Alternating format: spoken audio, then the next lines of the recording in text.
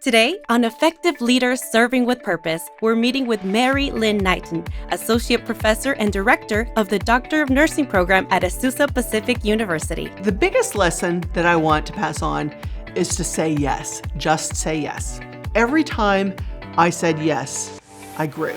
You're going to work hard, but you're going to learn really important things.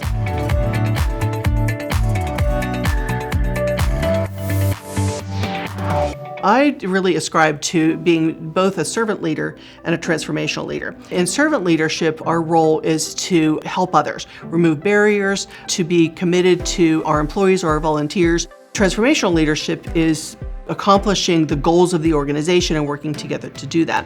From a Christian worldview, the two go hand in hand, and that a servant leader can be transformational. I think that the two together actually make me an effective leader.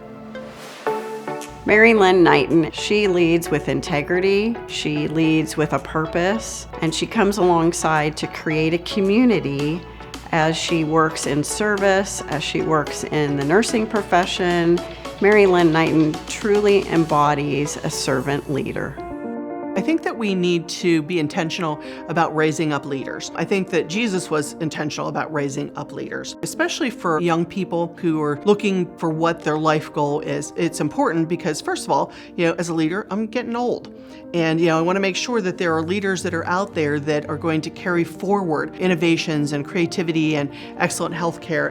We need to teach young folks what the things are important for them to develop those skills and relationships. And so that's what we're looking to be able to do, whether it's the lives of patients, whether it's the lives of colleagues, whether it's changing systems that will make care more efficient and more accessible to people. That's why leadership is important as part of developing them as people that will go to the next level with their degree. Don't forget to subscribe to our YouTube channel for the latest videos from Family Theater Productions. Lessons that I've learned as a leader are that you don't have to have all the answers. You need to find the answers, and you need to help people find the answers too.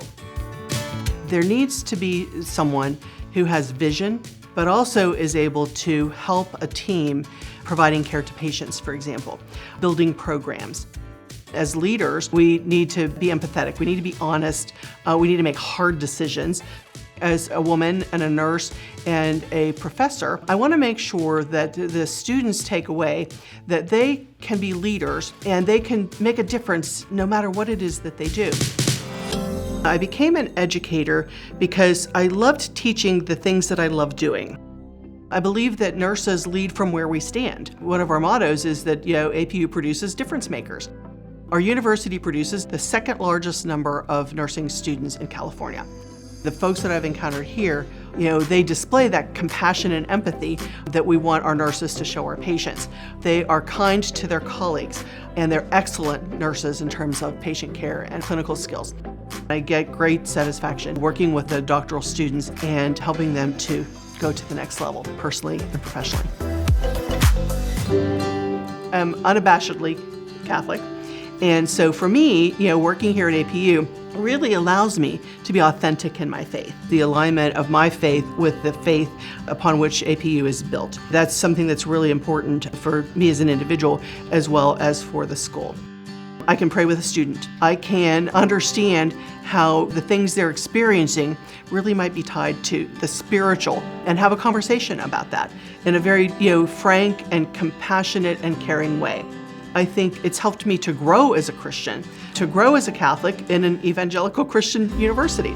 It's important that that faith is integrated into what I teach in the classroom, when I interact with students, and what sustains me.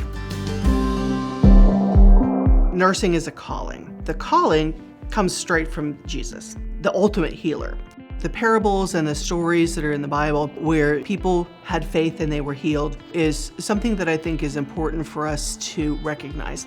What we as nurses do are to journey with, enter in, be present for, relieve others' burdens, and to relieve suffering. That's part, I think, of being a nurse, but in particular, it's a big part of being a Christian nurse.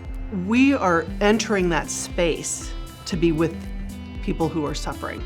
And so I think that healing that Jesus had really speaks to us as nurses, and that's why we're called to this profession. Not everybody can do it.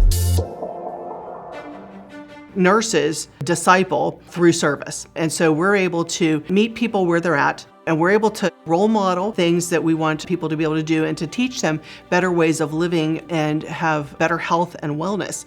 Mary Lynne Knighten embodies the characteristics of a good leader because, first of all, she's a woman of God.